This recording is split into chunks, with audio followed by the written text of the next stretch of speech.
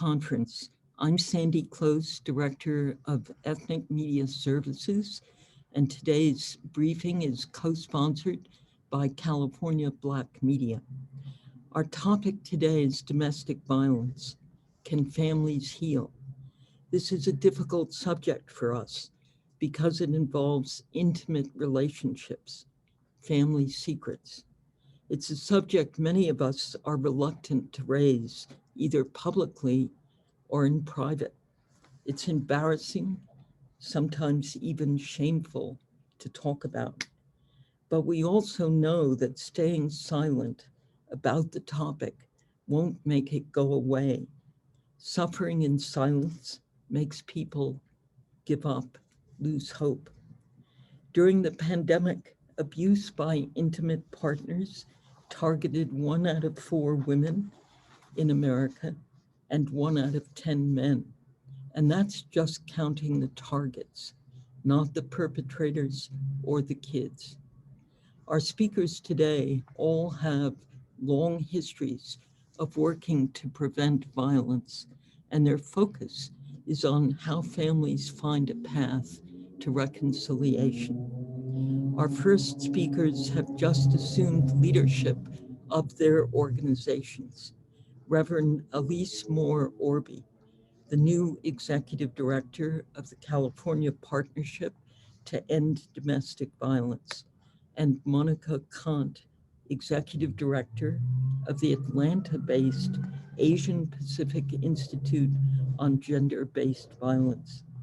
They will be followed by Tina Rodriguez, Board President of the California Coalition Against Sexual Assault, who works with men convicted of domestic violence, and Jerry Teo, founder of Compadres Network, who works with young people to break the intergenerational chain. Our deep thanks to our speakers, and our thanks to Blue Shield of California Foundation for supporting this initiative. Thanks also to our interpreters for providing simultaneous interpreting in Spanish and Korean, and to our conference coordinators, Pilar Marrero, Sunita Sarabji, Tanu Henry, and Anthony Advincula. Please enter your questions in the chat box. We will take questions for each speaker and again at the conclusion of the panel. Now I'm turning the conference over to today's moderator, Pilar Marrero. Pilar, take it away. Hi, good morning. Thank you, Sandy. Just a note, our briefing is being broadcast live on Facebook. So go to our Ethnic Media Services Facebook and share. Okay, so let's move on. We're just gonna go right to our first speaker, the Reverend Alysse Moore-Orbih, Executive Director of the California Partnership to End Domestic Violence. Welcome, Reverend.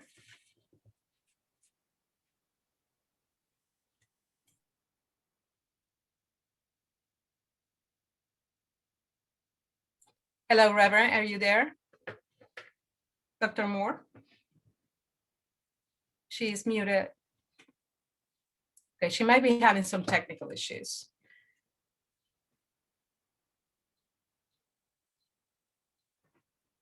Okay, maybe we should move to the second speaker until she fixes the technical issues. I think she went away. Okay.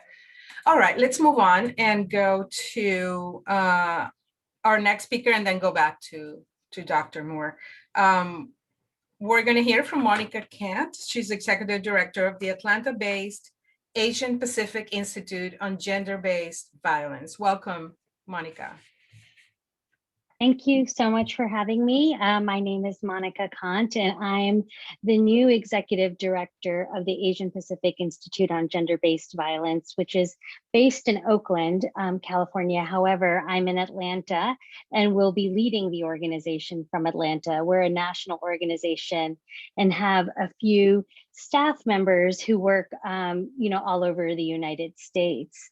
I'm new to this role. I joined API GBV about 6 weeks ago, the week that the Atlanta shootings happened right in my backyard, 5 miles down the road. And so it's a very, a poignant time for me in that I'm, working on an issue that's near and dear to my heart, but from Atlanta, where we experienced severe violence in the AAPI community, which has left our communities really grieving and not understanding or being able to fully, express their emotions on what has been going on. Before I get into domestic violence and what's happening now nationally, especially in the time of pandemic, I wanted to quickly talk about my own background so that it leads to a bit of understanding of what I'm going to say. I began, my connection to immigration work what I was to be as an immigration lawyer began as a young child when I witnessed domestic violence in my own community and as a child of immigrant parents processing what was happening. I knew that we were immigrants in a new country. Even though I was born here in the United States, my parents came at a very young age. And in the land of opportunity where there's many resources for domestic violence survivors, I witnessed a situation where someone whom I knew could not access those resources, not because they weren't available, but because they weren't available in a way that could be connected to her, based on her cultural difference and based on being an immigrant. And what I realized at a very young age is while there's resources, immigrant clients have less access to them. And so at the very young age of 11, I decided to go to law school and, be an advocate for those who were in violent situations. Culturally, in the AAPI community, this is a broader, a way to say it, but victims may be encouraged to stay in their situations for their families, for their communities, for the larger families. And that was something that I had seen firsthand, and that leaving a situation, may bring shame or embarrassment to the family, as Sandy had mentioned. And so, right out of law school, I was very fortunate to have a few jobs where I could advocate for the immigrant community. And I've spent 20 years as an immigration attorney in New Jersey, Boston, and in Georgia, and also as an executive director of an immigrant organization where we provided legal services for victims of domestic violence and human trafficking. And so a lot of my experience comes from seeing and working with clients firsthand and seeing that there are laws in place, or during certain administrations, a lack of laws or assistance in place, and recognizing what nuances immigrant cases bring to the legal system of domestic violence. So nationally speaking, I know that everyone has heard that there have been many reports that, the pandemic and stay-at-home orders have been difficult for survivors of domestic violence. You've heard that, there are, less calls coming in for assistance, and that depends on which state you're in, but that, victims have not been able to reach out for help or assistance, as much as they would have before the pandemic. We've also heard from organizations that serve the AAPI communities, because the Asian Pacific, my new organization, API GBV, what we do is we provide resources to community-based organizations that work with the AAPI community on the ground with domestic violence survivors. So many of the situations that I will tell you about, we've heard of on the ground from those organizations that have been nationally serving survivors in the AAPI community. We've also heard that it's been hard for victims to access resources or help when quarantining with their abusive partner. As you can tell, quarantine has been very difficult, and to take time to run to the bathroom, to make a secretive call has been really, really difficult. Even accessing information on the computers has been hard when, a lot of immigrant families do not have the same technological access that, we've needed in order to survive during the pandemic. Additionally, with many immigrants, especially those in the AAPI communities who work in a service industry, the fact of not being able to work, has increased the dependency on a partner who does earn an income. And as you all know, financial dependency is a factor that can lead an increase in DV survivors, domestic violence survivors, not being able to leave. Some API and immigrant survivors are ineligible for unemployment benefits since many do not have valid work authorization and may not be allowed to apply for other benefits. One organization that we've heard from that works with South Asian survivors of domestic violence reported a 76% drop in hotline calls since the stay-at-home orders took place. And that was a year ago in April 2020, right at the beginning of COVID. And there was also a drop in survivors at shelters. So we know for a fact that, while there are, organizations and nonprofit NGOs willing to assist people, survivors are not coming to access, those services because they can't. The services that have increased are food, services, pantry, of course, having a need for assistance with that, and also housing. Many foundations have been providing housing relief funding, and so that's been a huge help for survivors of DV, and many of the nonprofits have been tasked with, giving out that funding. Additionally, this is something that's always been, an issue in any immigrant community, but in the API community, those who have limited English proficiency have also faced challenges in accessing assistance. We've heard of situations where survivors call law enforcement for assistance, but they do not speak English, and therefore law enforcement may speak to the partner who has the dominant English proficiency. And so that's always been an issue. And language access is also an issue when survivors are seeking assistance from hospital or medical facilities. During the pandemic, having to rely on translation services adds time when visiting a hospital or a clinic, and therefore someone who needs those medical services may not go, because we've heard that in Brooklyn, it took, a nurse had stated it took an hour to access interpretation for an Asian language that is less frequently used. So if it's not a mainstream language, it takes longer to get an interpretation service. Also housing. I know we've all been hearing about housing, being a big point of, focus, but many survivors have lost their jobs, of course, face eviction. According to the Census Bureau's Household Plus survey, 1 in 5 Asian renters surveyed reported that they were not caught up in rent payments as of September 2020.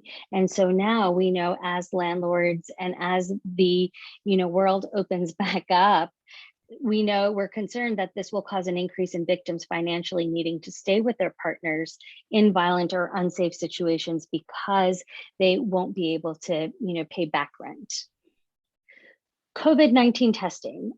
Absolutely, you've been hearing about the testing and the vaccinations being available, but many folks who do not have immigration status, who are on temporary status, is very, very difficult as well.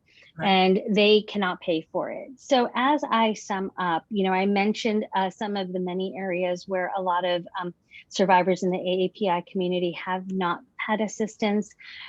Now, at the organization that I'm at right now, as you can tell, there has been a lot of focus on race equity and also the AAPI community and gender-based violence. The shootings in Atlanta highlighted that more conversations needed to be had about why gender-based violence can also be a hate crime. And so we've been doing a lot of education on that. So one, really quickly, how I want to end is, where do we go next? What does the community need from a national resource center such as us? There has been a demand for services to work outside the traditional systems in place. So for example, because COVID has made it more difficult to access law enforcement in the way that I've described, or the justice system, many families would rather go in a non-traditional route to go ahead and solve their situation. And that is something that we're hearing a lot about. Language access services need to be even broader. Nonprofits, those nonprofits on the ground, I need to say this, are overworked and they need support in providing more creative solutions to their clients. And there's a need for more research, data points, and creative tools to do the work. And I'll end with this, one thing I've realized being in Georgia and working at a nonprofit that's based in California, the response towards AAPI issues is very different in a newer state that is newly recognizing many of the issues that face the AAPI community. And then finally, thank you. Thank you for listening to me. I wanted to just take 10 minutes and I'll pass it back, and happy to take questions. Thank you. Thank you, Monica Khant. We appreciate all the nuances that go with addressing this issue in our immigrant communities. We want to focus on what it takes to heal those communities. And I guess that's the main point, right? So you mentioned there are non-traditional ways of dealing with this issue among immigrant families. Can you give us an example, paint a picture for us? What does that mean? Yeah. And so for us in the, domestic violence field, that's a little bit newer, right? Because we have always been, encouraged to use the systems in place, going to law enforcement, going to police, starting a case, and then, going ahead, filing a complaint, following through with that complaint. And that is something that we've always been encouraged to do. And for filing for certain immigration status, if there is a lack of immigration status, then that is a necessary tool you have to use according to our federal government. So how do we do it differently? Is there a way to promote healing? Is there a way to bring parties together in a safe way?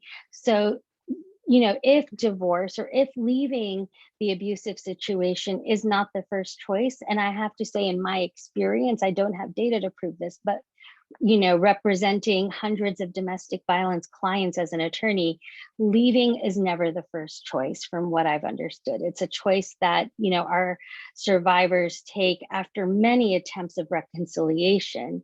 But if you can, reconcile using social services or other more, less criminally endorsed systems in place, I think that would be something that could really have some traction in our community. I wish I had a story that I could say this was used successfully. I don't, because it's very new. It's a new idea. Got it. Thank you, Monica. Because of time, we're going to move on to the next speaker, but we hope to have more questions a bit later on. And we now welcome Reverend Alysse Moore-Orbih. She's Executive Director of the California Partnership to End Domestic Violence. Dr. Moore, thank you for being with us. Thank you. So it's Alysse, A-L-E-E-S-E, Moore-Orbih.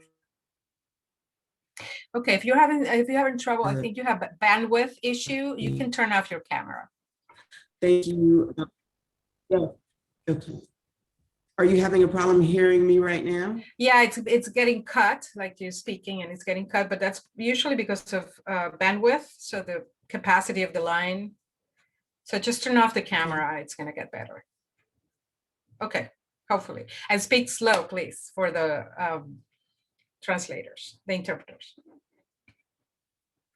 sure. Do my best Hello? to speak low. I mean slow. That's not Yeah, one of my gifts, but I'll I try to know. I do. know. Most of our speakers, yeah, have trouble with that. Yeah, yeah, but I'll work with the interpreters. So I want to first of all say thank you for inviting the partnership to be a part of this call, and I thank you for inviting me to be one of the speakers. The partnership, but I've been doing this work for over 20 in several communities, in culturally specific communities, and in faith communities. And so I want to address a couple of the questions that was sent to me via email. And one of the questions asked about, the challenges, why this topic now, and what is preventing us from bringing this topic to the forefront. And so I just want to quickly say that, we see domestic violence, we still today see in or personal experience. And domestic violence is a personal experience. It's expressed, or we see the result of personal experience, but it's really a societal problem. So domestic violence and human trafficking, sexual assault, child abuse, all of those things are the result of us in our society. So, and all of them are violations of our human rights, our civil rights.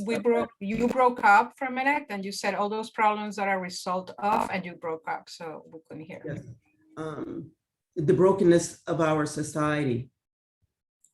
And all of these domestic sexual violence, trafficking, child abuse, all of these are all violations of our human rights and our civil rights, our rights to protection.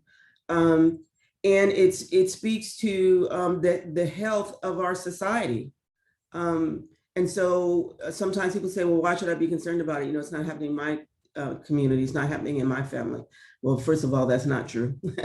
But because it speaks to the health of our society, the trauma that one experiences in any of those, domestic violence, sexual assault, trafficking, child abuse, any of those, has a lifetime impact. And not only a lifetime impact for the person who experiences it, but the trauma, the PTSD is transferred from generation to generation to generation. And so we end up having generations of people who have unresolved trauma in their lives, who then are not able to live into the fullness of their capacity as human beings. And so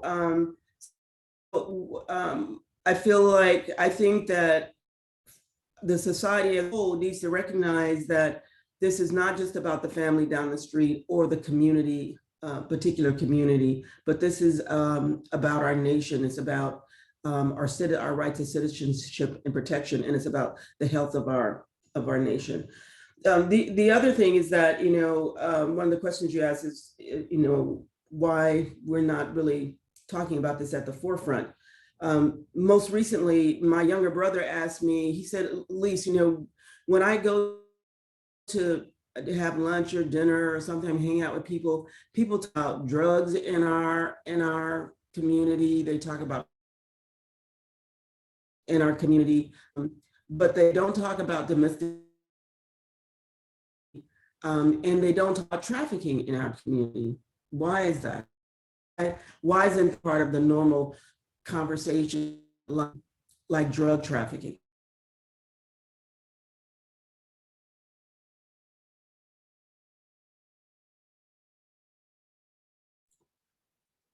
Well, Dr. Moore, we cannot hear you anymore.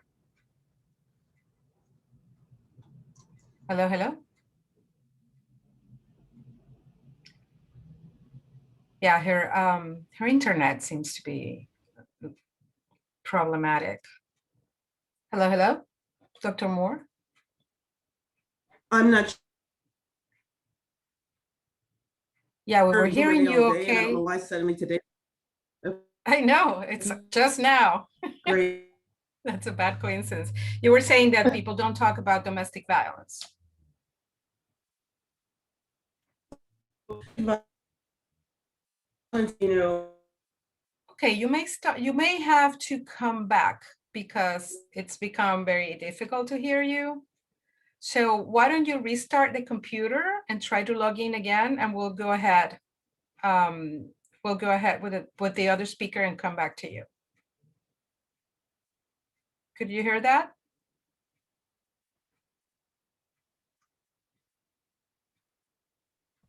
Okay, not sure if she could hear that. Anyway, while we wait, there is a question here I'm going to go ahead and 11:25. I'm going to go ahead and go to the third speaker because we have questions in the chat, but the time is running. So we're going to go to Tina Rodriguez. She's restorative justice practitioner and board president of the California Coalition Against Sexual Assault. Tina, you're on. Good morning. I'm the statewide manager for Crime Survivors for Safety and Justice.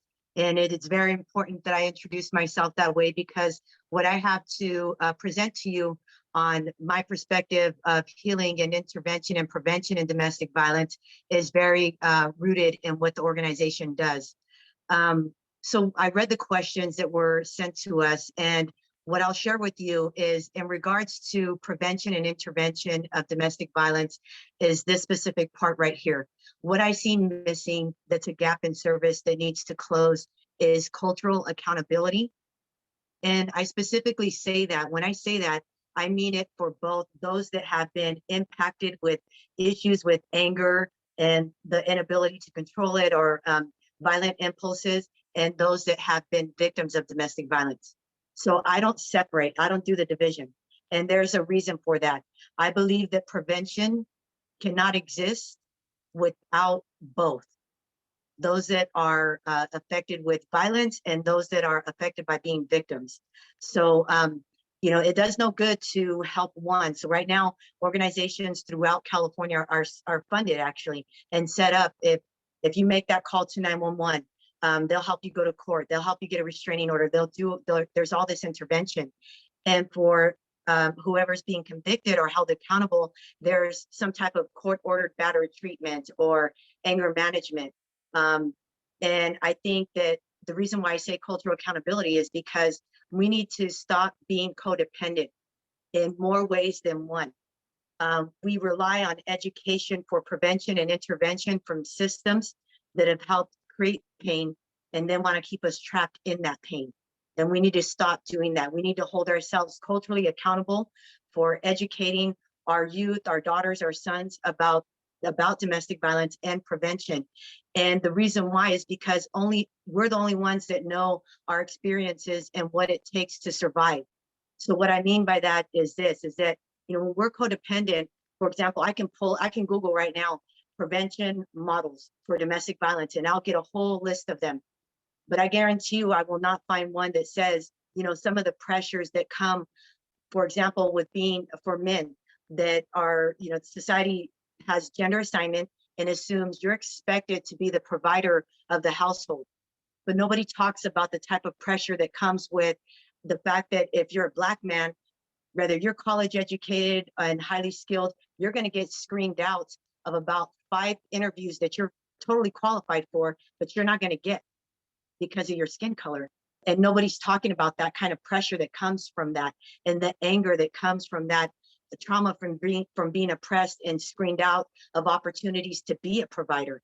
And the same thing, you know, with our Mexicano Latino population, there's multi-generational. In my own survivor story, I know some of the pressure was that there was that multi-generational expectation to not only fund our family here in the United States, but, you know, our familia también that's in Mexico. And they're going to do it. You know, the abuser in my family did it because that's what was expected, but never talked about how the pressure and trauma from being in that position and fear of failure really added to the violent impulses. And those discussions are not taking place in the court-ordered anger management and batteries treatment programs. We as as in our own community and our own culture need to be accountable for opening up those discussions so that we can decrease those violent tendencies. And the same thing with our young girls, our daughters, our sisters, teaching them survivor strategies that we were taught to survive, to exist in America. We suffer from a lot of poverty trauma. So we teach our daughters a lot of times, get together with someone that has a nice house and has a good job. But we don't teach them to get together with someone that's not going to isolate them, that's not afraid to be left, that's not going to teach them and tell them monitor who they talk to and isolate them. We're not teaching them that. And we cannot sit there and depend on systems to do that for us. We need to be responsible for doing that. In regards to healing, I can say this for my own self and my own experience.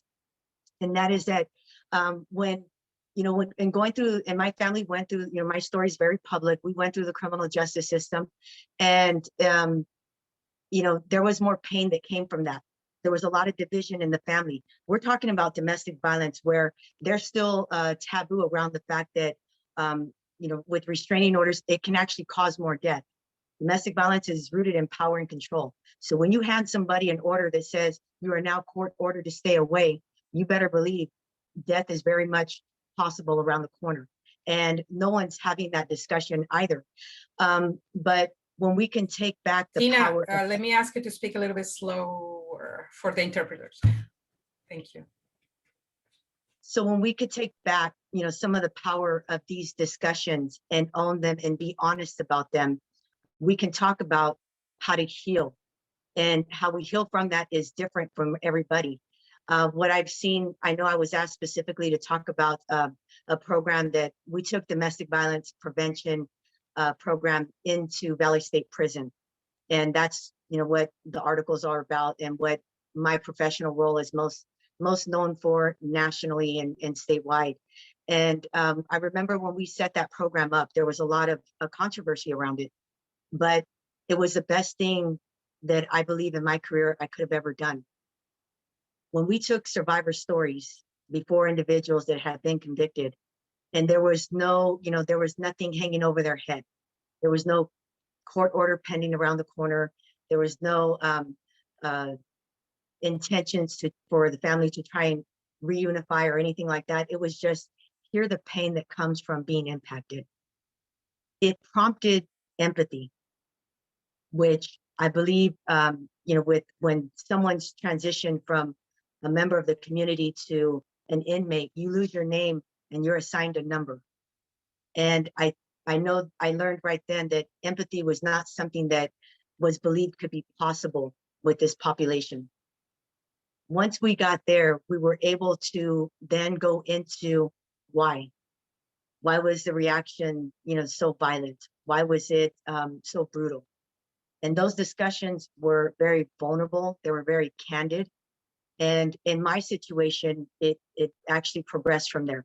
The man that was convicted of the abuse in our lives offered a discussion to me in a restorative justice process that came after the criminal justice was involved.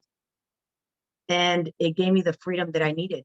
I suffered, tremendously from an eating disorder, from the abuse that I was experiencing and was exposed to, from being the oldest child and, having the burden of learning algebra and then calling 911 at the same time. I was given the opportunity to ask questions and learn that I just happened to be in that family, but I wasn't necessarily targeted because, of looks or because of my weight.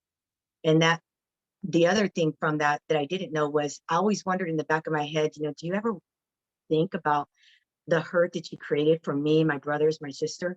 And without asking, that information was voluntarily shared with me. I learned that, like me, he also struggled with suicidal ideation.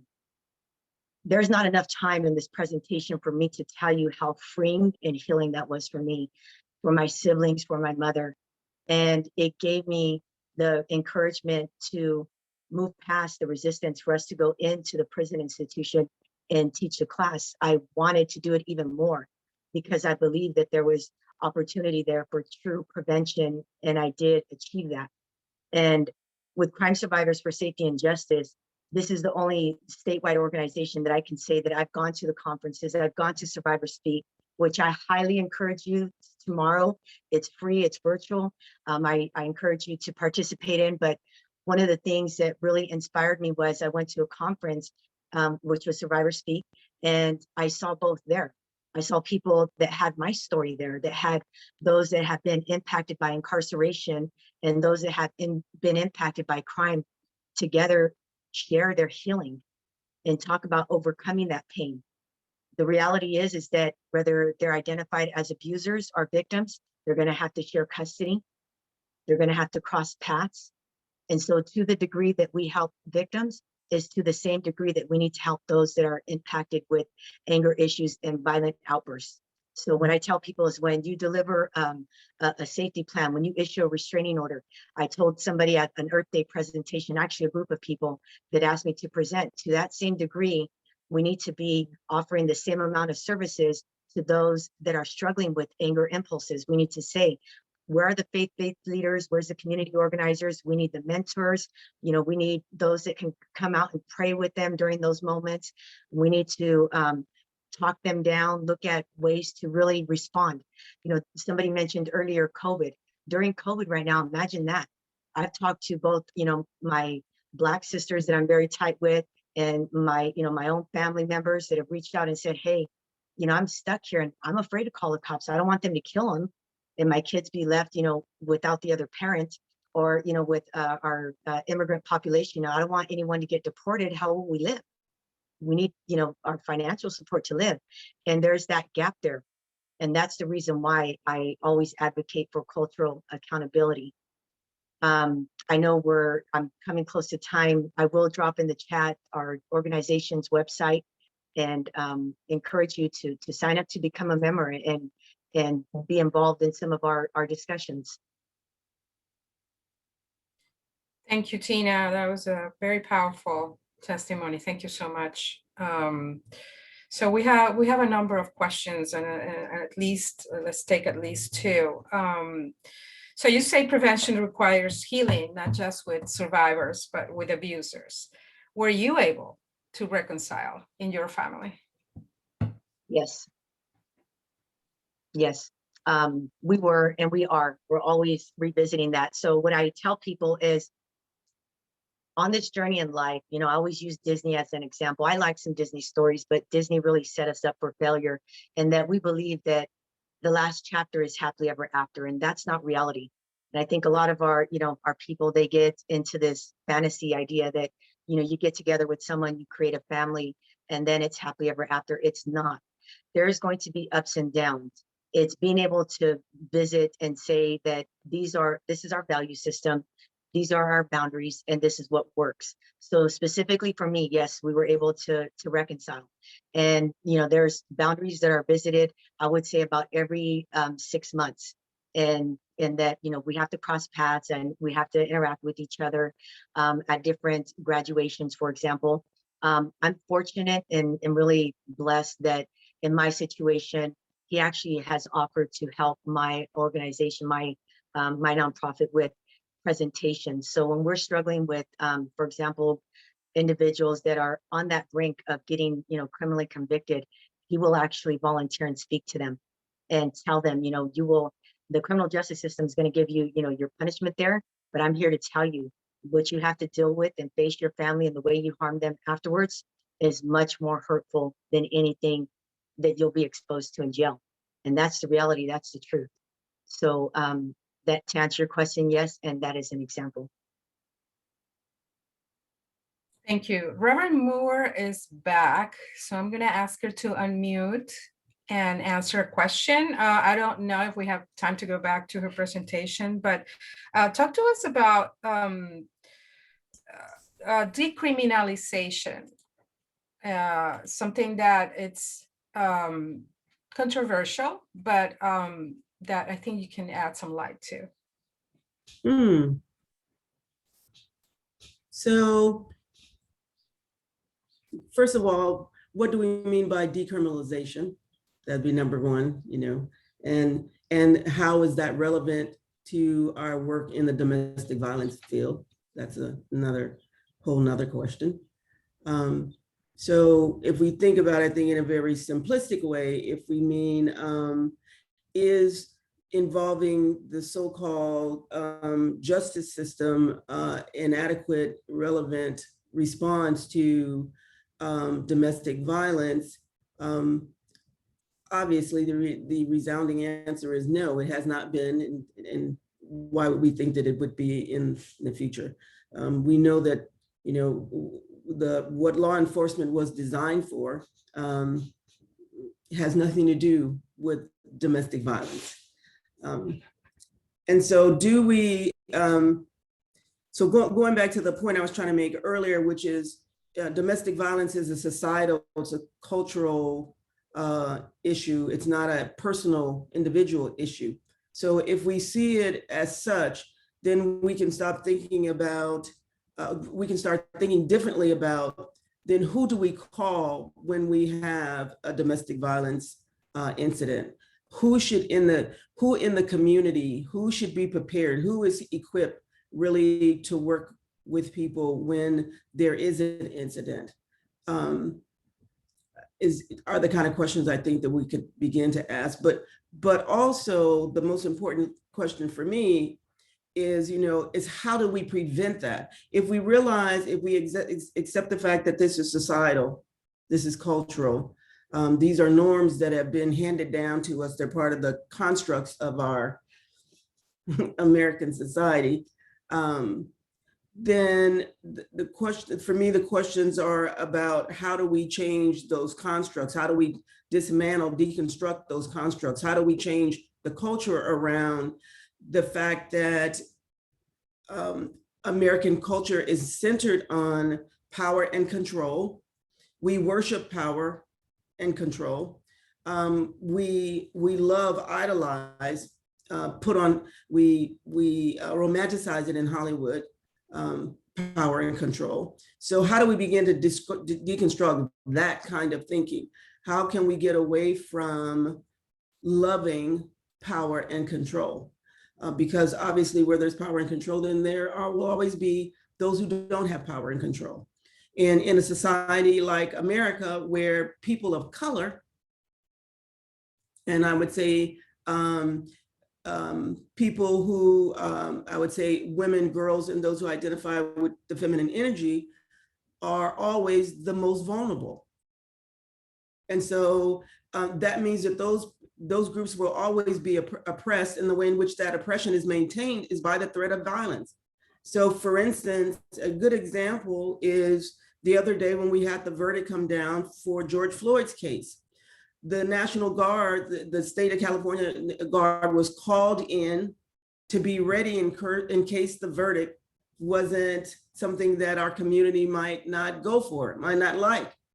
So they were already saying we will have control with the threat of violence, with guns and tanks. And so how do we move away from that? Because our intimate relationships are just kind of a myopic example of what's happening in our broader society. And so the domestic violence field is a Band-Aid on, we're doing great work, but it's still a Band-Aid on what really needs to happen. We have to get to a place where we have to say, you know, I hate to use these words, but patriarchy and hierarchy has no place in our culture. We talk about having a healthy masculinity. How about a healthy femininity as well? We need to be healthy individuals, healthy persons, healthy beings. We can't have healthy relationships until we as individuals become healthy. And so then healing is not just about survivors, healing is about everyone in the community. When we focus on how we heal and build whole healthy communities, that's how we begin to prevent domestic violence. That's how we begin to prevent interpersonal violence. It's not the one-on-one. It's not marriage counseling. It's not teen dating counseling. It's how do we shift the paradigm? How do we change our mind about how we think about power control? when we stop worshiping that, when we stop seeing that as a glorified way to be, when we stop encouraging our children to be that, to seek for their adulthood, to have power and control, then we can begin to see a change in what happens in intimate relationships. And Thank you, Doctor. We need to move to the next speaker, but it's very important to make that connection between the larger societal pressures and what happens in our lives. yes. Okay, we're going to go to our last speaker, and that is Jerry Tello, founder and director of training and capacity building, Compadres Network, engaging young people to break the intergenerational cycle. Mr. Tello, please go ahead, and then we'll have a few questions at the end for everyone. Yeah, you need to unmute, Mr. Tello.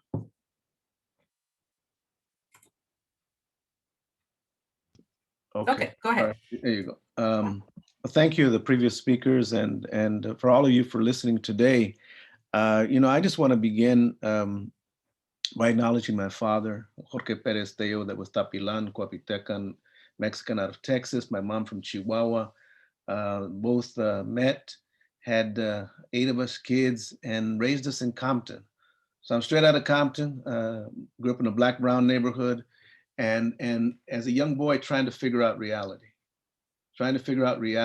in a society that I saw mistreat my father, mistreat my brother, mistreat my mother, my grandmother. My best friend Tyrone Mosley would go to his house, and I would see how the men in his household would have to shelter in place because they could not go out after dark. This was when I grew up as a young boy, remembering at 15 when the Watts riots or Watts blowouts happened, me and my friend walking to school and National Guard being at the corner, tanks. And you would hear them when they saw us, they clicked the AK-47 and we tightened up and we had to front up and we had to look up and we had to be on guard. So I remember that tightening. And when you get to school, then someone say, "What's wrong?" Nothing. And you act in a harsh way, and you act in a tough way, and you got to front up. And I remember that year also, my father dying. And my father dying, and my friend came over, my best friend, "Man, I'm sorry your dad died." I said, "You know what? That's the way life is, dude." "No, man, that's your dad, man. It's all right, man. Aren't you hurt?" "You know what, man? He was sick anyway, Inside I was hurting. But I had learned in that neighborhood, in order to survive, that I couldn't feel. Feeling was gonna make me vulnerable. Feeling was gonna make me too sad where I couldn't go on. Feeling was gonna make me to be in a place where I couldn't pay attention. So I forgot how to feel. I forgot how to cry. My father died and I didn't cry. I kept the grief inside of me, and it reminds me of today, COVID. Many of us are keeping that grief inside. Many of us can't be with our relatives, can't hug, can't connect, can't do all of these things. And it is that inner connection, really, that is, we want to talk about healing. Some of us now are coming out of COVID, and we're seeing people we haven't seen in a long time, and it's like this elation, this feel, "What's up? Oh, wow." I mean, this tremendous feeling. So in my community, throughout my growing up, I saw so many Black and brown boys and men get locked up, get sent away, get shot, and I couldn't cry. What do you do with that? What do you do with that feeling? I mean, and you think, okay, so I went on, became a psychologist, moved out of the neighborhood, did all of that, became a professional, and I still feel those feelings. It doesn't go away. And where do you share those things with? Who do you talk to about that? And so part of my work early on, I was drafted into the military, right? Even though I was in college, I was drafted. Didn't realize I had a student deferment, but they didn't allow student deferments at a 7-time less rate for Black and brown men. So we went to Nam. We came back. All these residual traumas that come, that where do you share? Where do you release? Where do you let go, right? And And the point being that what I found in working in communities, and one of my first experiences is I was working as a community worker in a recreational agency, and young people would come in, play pool, listen to music, but the girls were outside. Was this one Monday, and I wanted to see why they were around the back of the building, and I went to see, and they were there, and they were hitting up this other young girl, and criticizing her because there'd been a party that weekend. They went to the party that weekend. She drank too much, and two of the guys had sexually assaulted her. So the girls were criticizing the girl for drinking. You should know better. You shouldn't be doing that. Well, this girl was traumatized, and I had to get her out of that and take her home because she was shaking. I took her home, and her dad was on the front lawn cutting the lawn. And she didn't want to go see her dad. She says, no, my dad's going to be mad. My dad's going, why? Because I wasn't supposed to be at the party. But I had to take her home. And her dad looked at me. I'm a 20-some-year-old man. What did I got there with his daughter? But I knew from how I was raised, somebody mentioned cultural, I knew how to greet this man. I knew how my family taught me how to be with other men. Señor, con permiso, with your permission, I work here. I'm here, and I brought your daughter because she's not feeling well. What happened? What happened? What? And he, no, excuse me, right? That's not what your daughter needs. And I didn't know. I was just a community worker at that time. I wasn't a psychologist, but I knew because I saw my mother. I saw my mother do this in Compton. That sometimes I'd come home from school, there'd be a woman and her kids there, and my mom would say hi to your aunt. I've never seen her before. Go play with your cousins. I've never seen them before. And I saw this woman with bruises on her arms, a bruise on her face. We did that. My mama did that. Our community did that. People of color did that for each other. And then my mom talked to my dad. Vente a hablar con el señor. You go talk to the man, to her husband. So my dad called the uncles, and they went over to him. They didn't beat him up, but they threatened him and says, you don't do that stuff, right? You want to talk about community process. There was a community process in that city of Compton where they says high risk, dysfunctional, all that. No. There's blessing there. There's medicine in those neighborhoods. But we demonize and don't feel that we have the medicine within us. We know what to do. We know what to do with our relatives. We have strong women that know what to do with other women. We have strong men that know what to do. But we have to first acknowledge that medicine. So when I went up to this man that was cutting lawn, that was a father, and introduced myself, and I said, con permiso, with permission, will you allow me to talk to her? Well, ¿qué pasó? What happened? Your daughter's hurt. Well, who hurt her? No.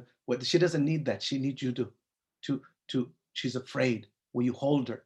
And I took the daughter up to the man, and he stood there, and he didn't know how to embrace his daughter. I had to get his arms and put it around his daughter, and she began to cry. And when she cried, he cried. I'm just a community worker. I don't know what to do. But I knew what to do because I saw it in my community. I saw it in my family. I became a psychologist. And now there were all these restrictions on what to do, the reporting and what you have to do. And you got to report to police. And every time you reported to police, they took the black or brown man away and shoved him to the ground. And now he had other assault charges. And now he was criminalized. And now it wasn't that. That's not what the mother wanted. It's not what the partner wanted. She just wanted him to stop being violent. They didn't want to criminalize him or beat him up.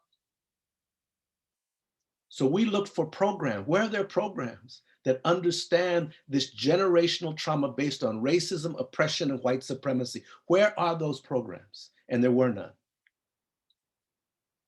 So 32 years ago, myself and another colleague, Dr. Ricardo Carrillo, got together and said, we have to do it ourselves because they're not funding us. We got to do it ourselves. And that's why we work sometimes 50, 60 hours because nobody's funding stuff that is not evidence-based, based on white research and methodologies. Our communities know what to do. So we came together and we called other men that wanted to start programs. And we came together in a circle. And I'm going to mention this real significantly. One of the things that saved us in our house was my grandmother's prayers, spirituality, sense of hope, sense of vision, sense that there's a larger spirit that sees you as sacred, even with your wounds. So we started that gathering saying, ancestors, help us. Creator, help us. We don't know how to stop this pain. And as we went around, the second guy in, who was a psychologist, prominent psychologist, had a nice house, Beamer, all of that, began to cry. And he says, I'm successful in this society, but I don't know how to love my wife. I don't know how to love my kids. Because when I was, as a young boy, when they arrested me, they took me to jail, and one of the guards raped me. And he began to cry. And not just little cry, spirit cry, like that, like a little boy. And when he cried, we all cried. And that was not usual for us. We didn't know how to cry. We as men, we was like, hey, man. No, but something happened where the spirit came in and we all cried. By the time we all left that circle, 19 men, we realized we were all wounded. We had never healed the generational trauma, the racism, the inequity. We just became professionals. And some of the guys in the circle, they were professionals, but they were alcoholics. They were professionals, but they were snorting coke. They were professionals, but they were working 80 hours and not being with their families. So we had bought the lie. The lie was just get your education, get the degree, get the program.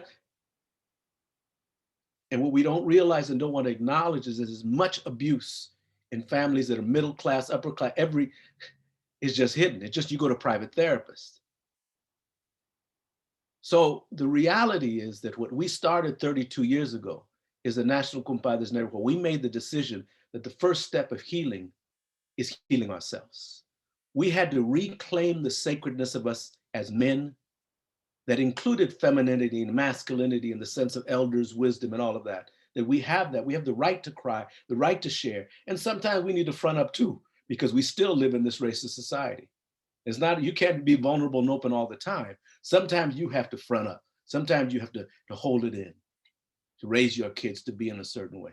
And so in the last 30 years, we've developed healing circles and curriculum for rites of passage for young boys, because many of the men that we know did not have fathers. Their fathers were locked up, deported, put away, shot, killed.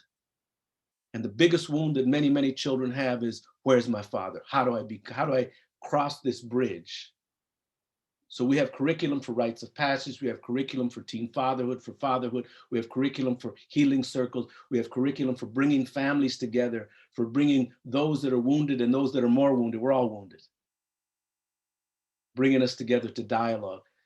Over 70% of domestic violence situations, the women do not want the men incarcerated. And in fact, even if you send them away, they come back. Jerry, So, we need to wind down for a last question, which I want to ask each of you, because we are here, we are reporters, we are journalists, and we want to know how we can help. Dr. Moore talked about a paradigm shift on domestic violence. How can we as reporters help when we report on this issue?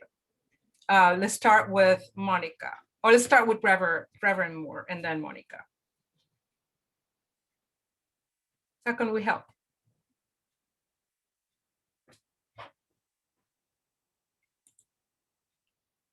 I think, let's see, maybe you cannot unmute. Hear me? Yeah, now we hear you. Thank you. So first of all, I want to say you all have powerful position, because you can begin to change the narrative. You can begin to talk about domestic violence as a societal problem. You can begin to lift that up and help people see that we all have to be a part of the change. So we can stop demonizing those who are causing harm and those who are being victimized. That'd be number one. I think number two is the point that Jerry made so very well. I just wish I could kiss him, which is there is healing and power and magic and love and spirit happening in Black and Brown communities. And we have what it takes. We have what it takes to heal our communities. We need more support in doing that. So Black and Brown communities are demonized in domestic violence and sexual assault and trafficking and all that as well. People think of violence, they automatically see Black and Brown faces. So telling the stories of the healing and the love and the transformation that's happening in our communities would be very powerful to help people see the other side of our communities. Thank you, Reverend Moore, for being with us. Monica? Yes, I completely agree. Changing the narrative is something that the media, that you all who have, you know, populations that you are able to reach that we cannot reach is absolutely important. You know, I do think, you know, making sure that we talk about domestic violence, not in a punitive way, but in a, you know, in a pandemic sort of way. This is something that's happening. How do we as a community respond to it? Which is similar to what was said, you know, changing the focus, taking the focus off of law enforcement busting in and making sure that they clean up the issue, but it's not just, you know, that's not really what's wanted in the communities as well. I see a question saying that police are, you know, many speakers are saying police are not the solution or the first responders. And what needs to change, I think, you know, sometimes, yes, if there's safety reasons, I can understand when, you know, law enforcement may be better equipped to go in, but also in the world of human trafficking, I know that they bring social workers or folks who are able to heal and really talk, because often when first responders go in, a lot of victims may not completely say what's happening because they're also scared to speak up and not sure if this means a breaking up of their family. And so going at it with a different approach is what's needed. Thank you. Thank you so much, Tina. If I understand the question correctly, you're asking specifically how can media help? Yes. Okay, How can we so help? yeah, so I would say be mindful of the biases and then take it a notch further and call it out. So one of the things that we talk about a lot is the lack of equity in crisis response. You know, when victims with privilege call for help, they get, you know, they get an amplified response, they get maximum resources. When their children are missing, they get Amber Alert, they get a task force, a dog, and there's all this urgency around it. And when it's our hint there, when it's Black and, you know, Black and Brown families, we get scrutinized, we get background checked, we get, you know, filmed while getting killed. So it's to know that is specifically in the power of the media, and to acknowledge those biases and to call them out and shift that culture. Thank you. Jerry, Tayo, last word. Last word.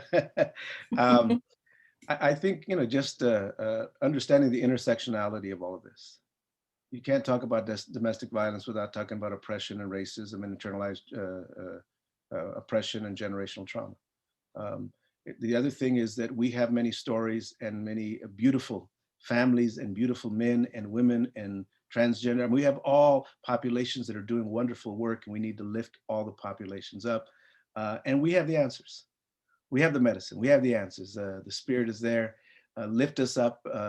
And we have curriculum and evidence-based, all that stuff.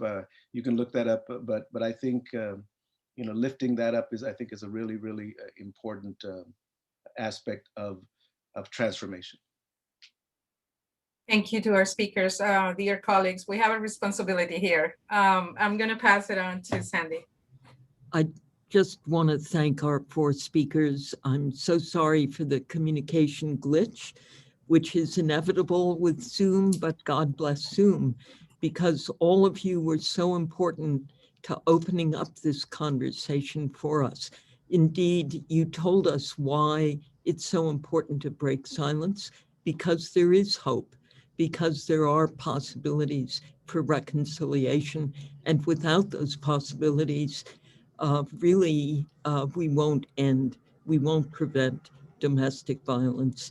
My deep thanks to each of you for your time, and to our reporters for sharing this hour with us.